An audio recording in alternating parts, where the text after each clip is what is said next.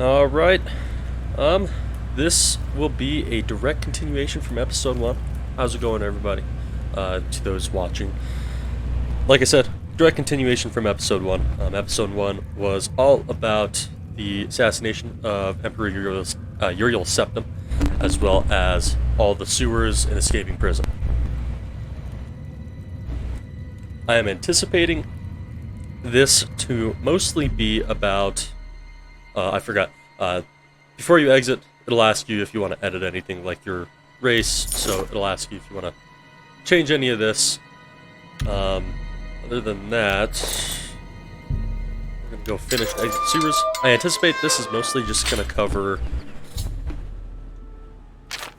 mostly getting to Weynon Priory, where Brother Joffrey's at, as well as probably... I want to say likely Kvatch as well, or at least the very beginning to Kvatch. But I still remember this. This was beautiful. I mean, obviously compared to modern standards, the second you step out, oh my god, does that look ugly? But I mean, this was a brand new game, and this looked beautiful. You know. Speaking of, let's take that torch off. It's not needed. But I'm gonna head to the Imperial City Market District. That way I can go through and sell all the stuff I'm not gonna need. I might also potentially be able to buy a lot more arrows, which will help in the coming fights. I might also pick up a couple of repair hammers, just in case, because once again, I'm going to be heavily relying on the bow and arrow because of the build choice I'm making, so it'll be nice to be able to repair the bow myself. But man, just what a massive game. Especially back when Bethesda wasn't a super huge company. I mean, this was phenomenal. Phenomenal game when Bethesda was a small company. I cannot praise this game enough. Obviously, I mean, you do have some kind of funky stuff going on, like that.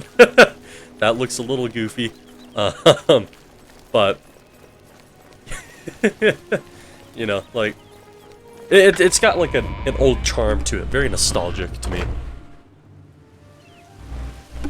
Game I played when I was a lot younger. Still enjoy playing it today because it is still one of the great Elder Scrolls games made by Bethesda. I can't praise it enough, really.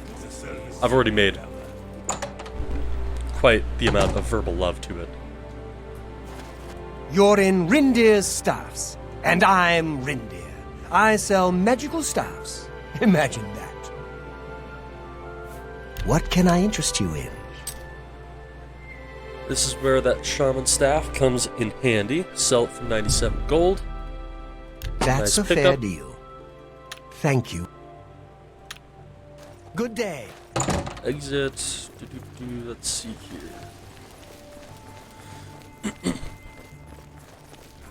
Here we go. Herbal Grow Orkel knows you need axes and blunt weapons. Big ones. So he makes them and sells them here. Slash and Smash, the big orc weapon shop. Big weapons for big heroes. I offer the finest goods and lowest prices in all Cyrodiil. Oh man, I think that's one of the modded weapons.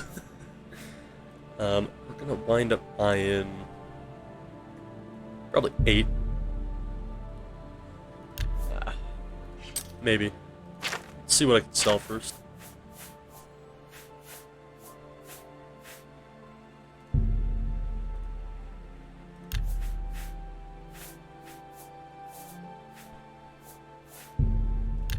Sell that.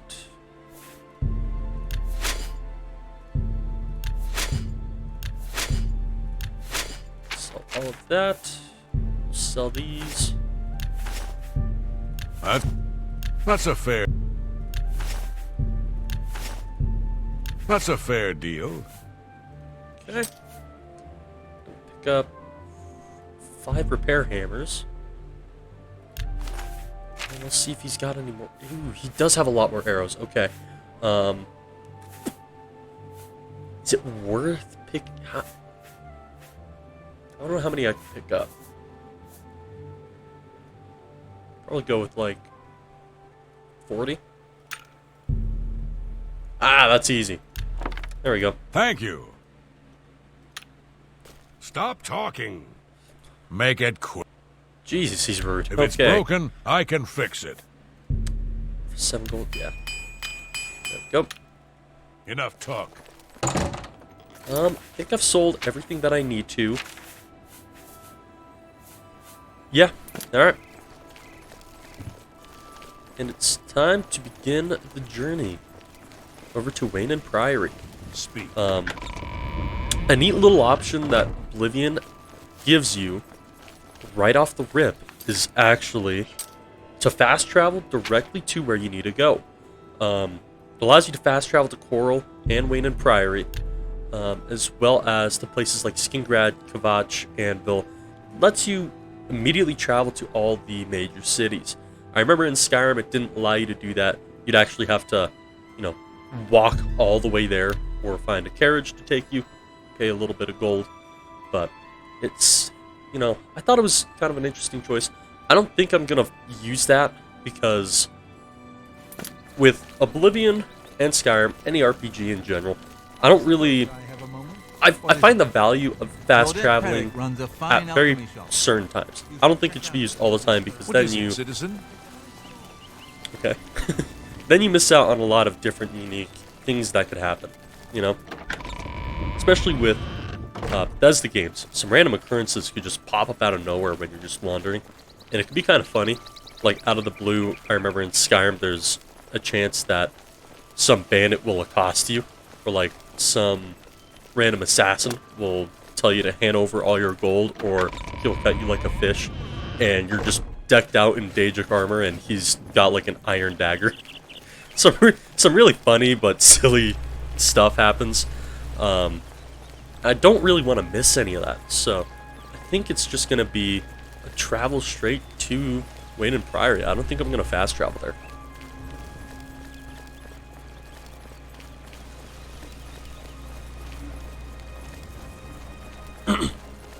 Obviously, the downside is, if there isn't anything going on during that travel, it could obviously be a little boring because at that point you're just watching somebody walk through a landscape, you know, and that may not be the most eventful thing to occur, which, you know, is fair.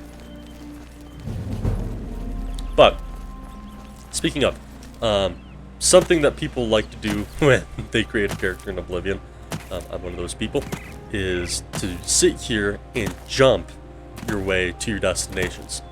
And the reason why is because if you go here and check these, every single time you jump and stuff, it will increase your acrobatics when you jump for prolonged periods of time. Whenever you jump, it increases your acrobatic skill ever so slightly, but it increases it. So you end up jumping everywhere, and you get a pretty high acrobatic skill pretty easily. It's one of those ones that's really easy to level up.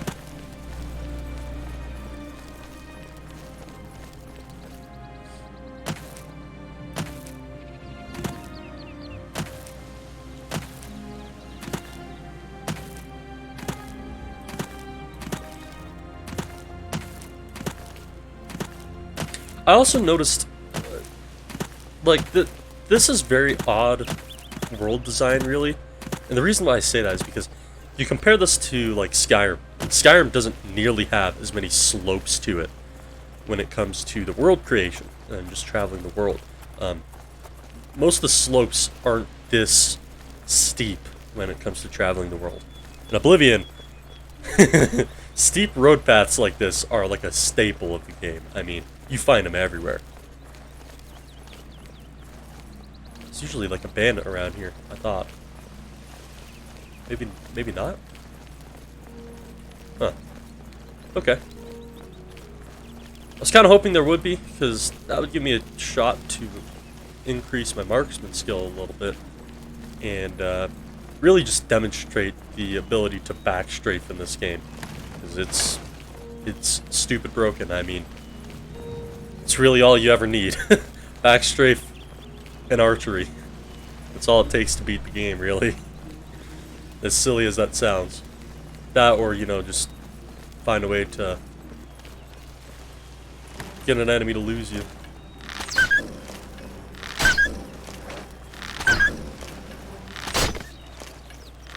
Perfect example.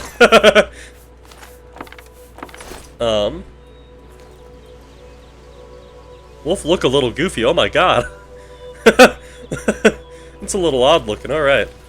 I haven't seen a wolf look like that before. It was a little goofy looking, but that's alright.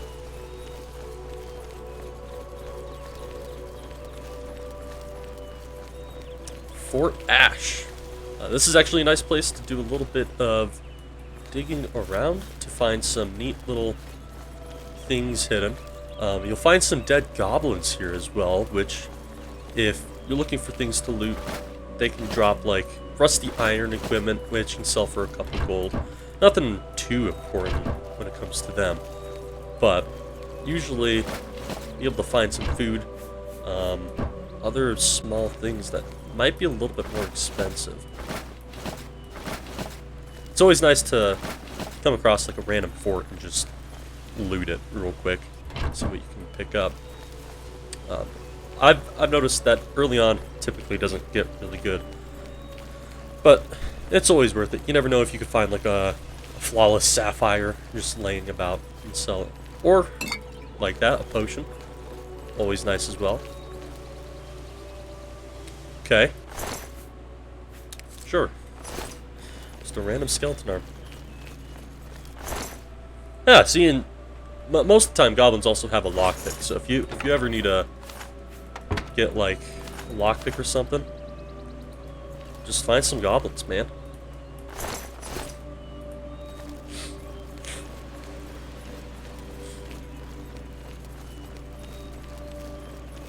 Let's see.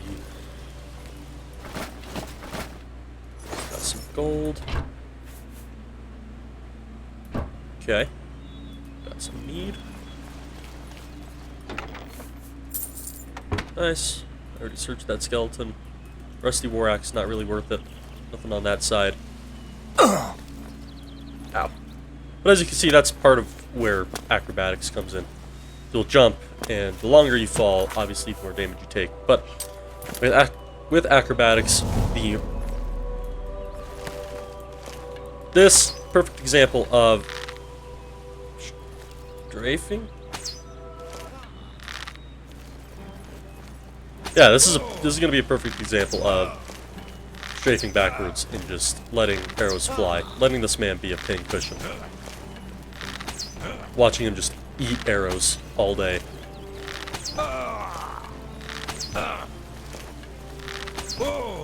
There we go.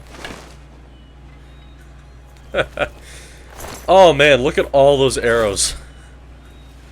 This man got pelted. Alright, I'll take all... Actually, let's see if there's anything else really worth it. Take his chest piece.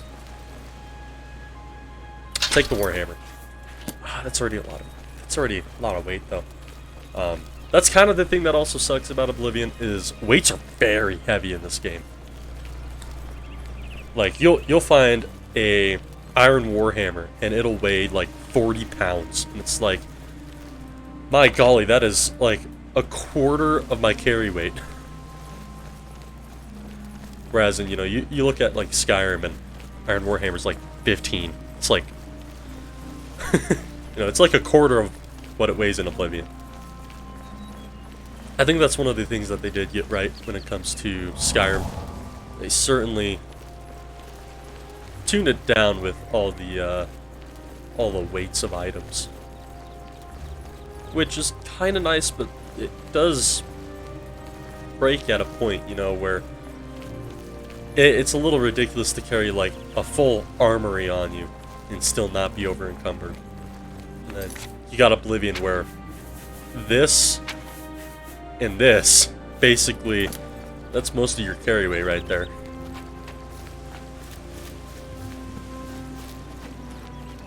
Okay.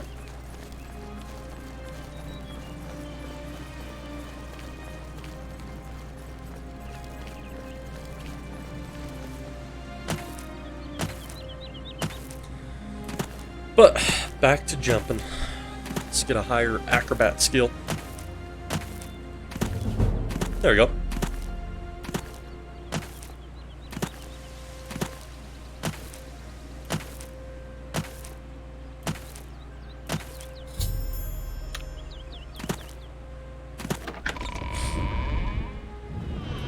How do you do?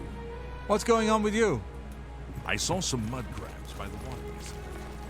I'm Brother Joffrey. What do you want? Emperor Uriel? Do you know something about his death? You'd better explain yourself. Now.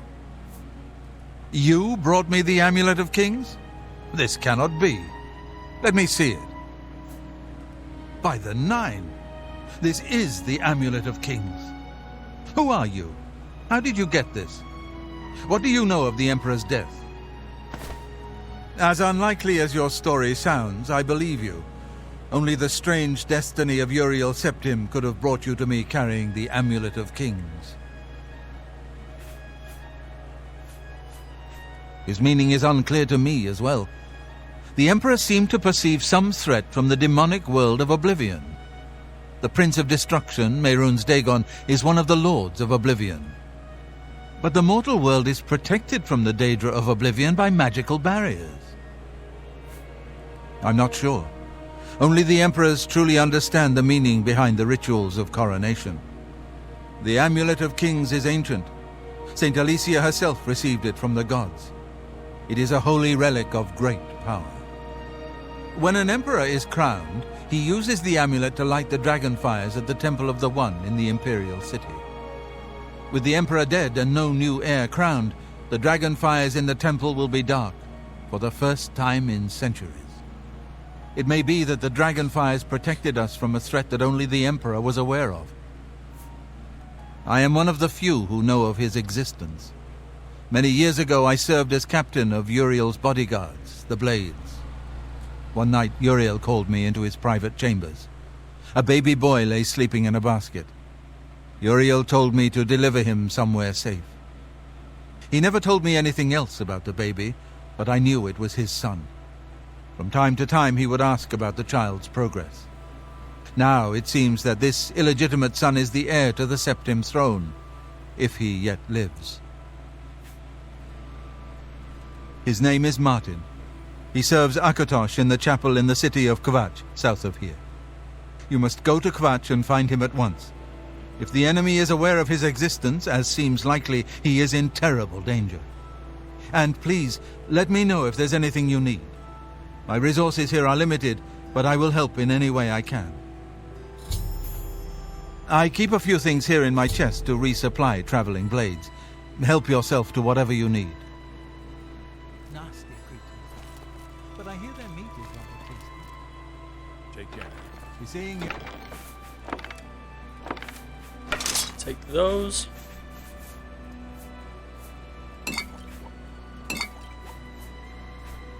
Okay.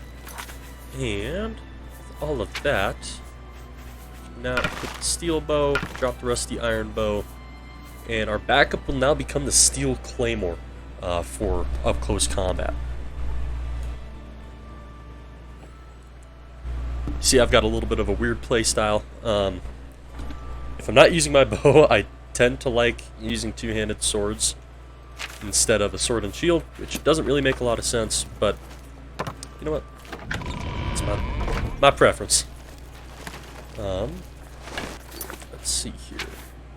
Okay, and I do have steel arrows as well. Now, we will equip a torch again. I don't want to use those steel arrows quite yet. And now begins the adventure to Kvatch, where something will happen. I'm not going to say what happens, because if nobody has played Oblivion yet, I don't really want to spoil that, even though we will likely get to it in this same episode. I just don't feel it. I don't feel it necessary to talk about it before it happens.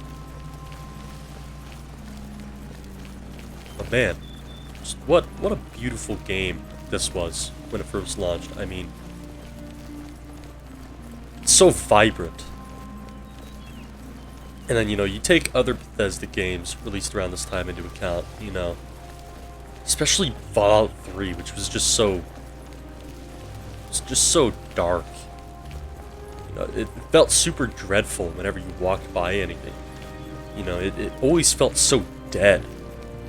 It had that atmosphere of just pure dread. You know, like, it was just dark and depressing. In Oblivion, though, colors galore. You got so many trees and foliage everywhere. It's beautiful.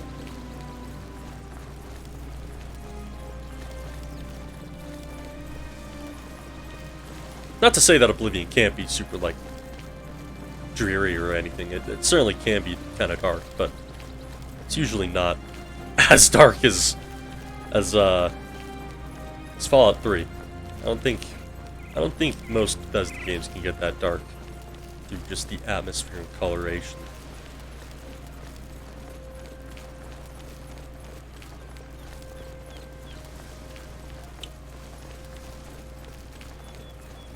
But one thing to expect is I don't think I'm gonna finish Oblivion before I start other games. But Oblivion's certainly the first game I will play and probably finish for this channel. I think some of the other games that I'm looking to do, I'm considering doing Fallout 3 unmodded, because that would be the first time I do a full playthrough of Fallout 3. Probably New Vegas, although New Vegas would have mods. Skyrim, again with mods. I'll probably... Oh, hey, there he is. Look at that Watchman. On a horse. What is it, citizen? Nice. Probably Morrowind, because I've never played Morrowind. Although I've heard that it is such a great game, and I've been dying to play it. And I figured no better time than to do a first playthrough and record it. Why not? Let's see where I'm headed. Just head south. And going off of that, I also want to do a Fallout 4 playthrough. And I think some other games that I would be willing to do. Oh, crap. I forgot. I was pressing the mouse button. But one of the other games I'm looking to do would be Dragon Age Origins. Now, the thing about Dragon Age Origins, my playthrough would be probably heavily modded, because that is probably my favorite game of all time. When I was young, I played that game all the time. So that game would probably be very heavily modded. I probably want to do Dragon Age Inquisition at some point as well. I also think I'll do Dark Souls, that trilogy, as well as Elden Ring. Kind of just depends on when I feel like it, really. Nice little fork down there, okay. And now I head west. And this should take me to, I believe...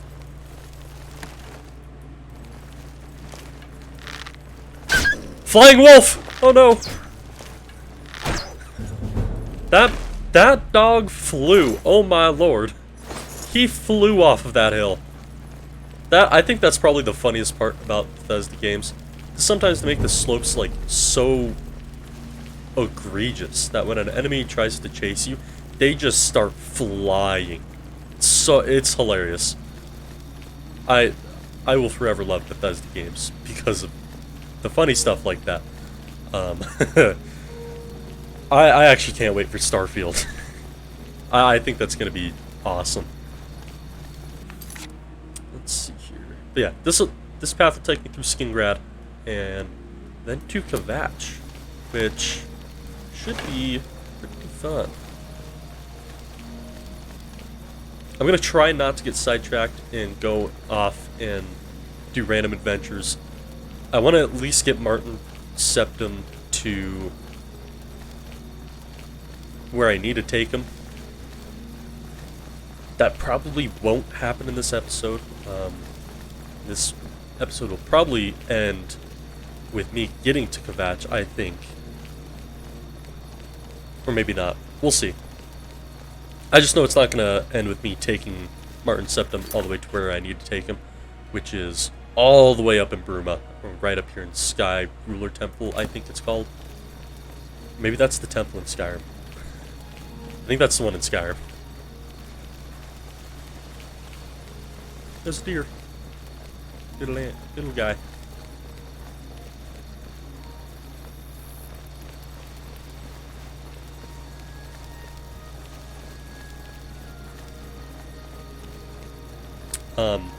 But I think some of the other games I'd be willing to do a playthrough. Is that an imp? Whoa! Oh yeah, these are imps.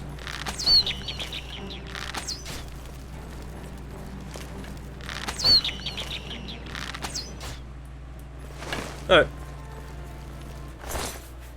Interesting. Well, that's didn't expect to find imps. Alright. So, what's this cave location? No, I told myself I'm not going to get sidetracked. I'm not. Alright.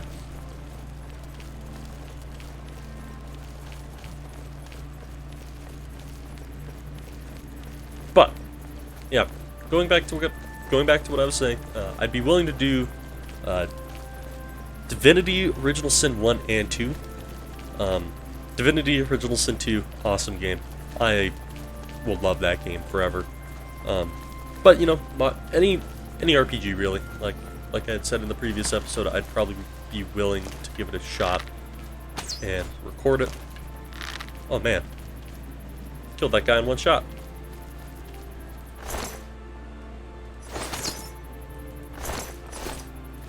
Grey Rock Cave, neat.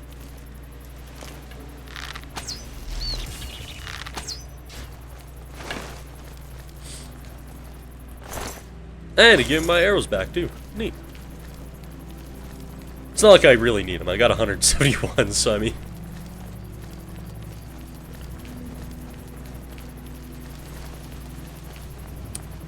Man, just...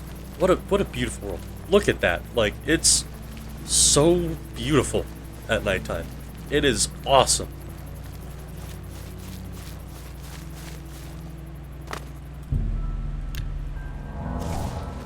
Go.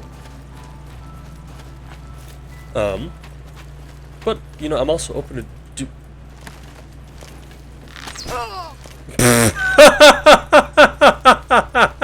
Oh, you got wrecked. One arrow. Oh, man, that was kind of funny. I'll take that off of you, too. Oh no. Oh, no. Not really expensive, not really expensive. Okay, and off I go. What's my carry rate at? Got a little bit. I didn't expect that. I was expecting him to be able to take more than just one arrow. That was kind of funny. Just absolutely drilled him. There's Skingrad. Alright.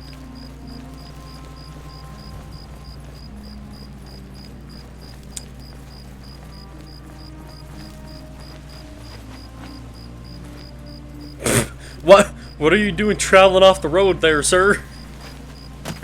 That's interesting. Let's see here. Just this shrine. The Shrine of Kinnereth. Cool. Found that. That's pretty neat.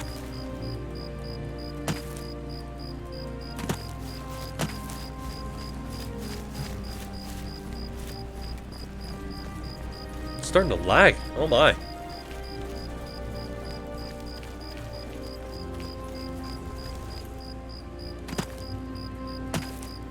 But there we go, the city of Skingrad.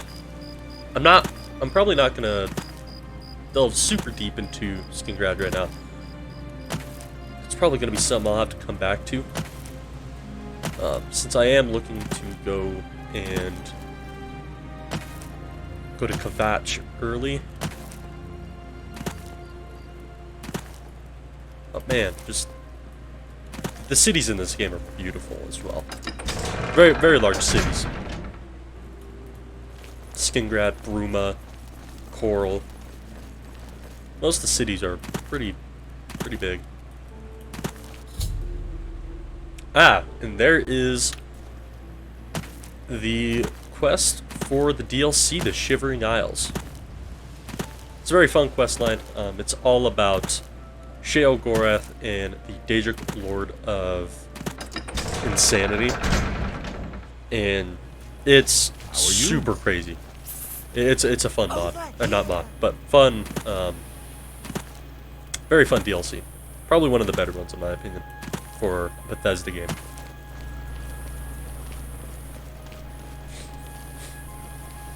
What time is it? 12:17. Oh man.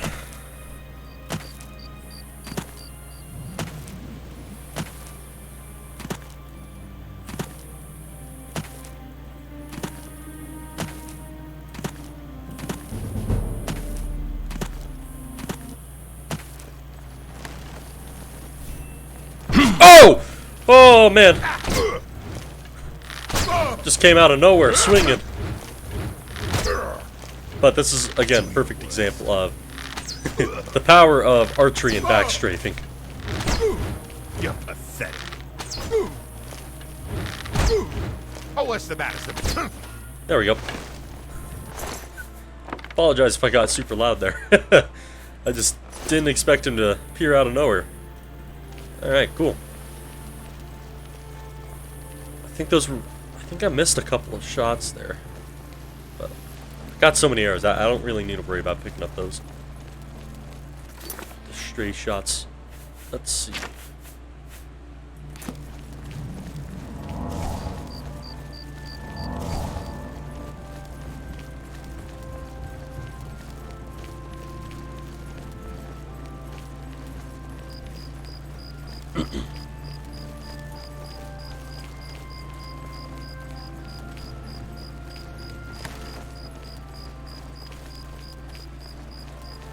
But I'll quickly go over some of the mods that I've downloaded, just in case people are curious about them. Again, like I said in episode 1, most of them is just going to be some very basic stuff, like just improving the faces of NPCs, making them look better, as well as some slight graphical ones. The only other one that I've got that I think is pretty major would be an animation overhaul for weapons. Instead of the vanilla look, it will look a little bit different. Let's see if I got an example. Like that. Usually this isn't the vanilla stance for a sword. I think this also isn't the vanilla stance for a claymore. Just gets rid of the vanilla stance and adds a different one that I think look better. So that is... And another bandit. And down he goes. Take my arrows back. And a poison. Oh boy. But this is a lot of fun. I miss these older games. I think they're a lot more fun. They're certainly a lot more hardcore as it comes to their role-playing elements.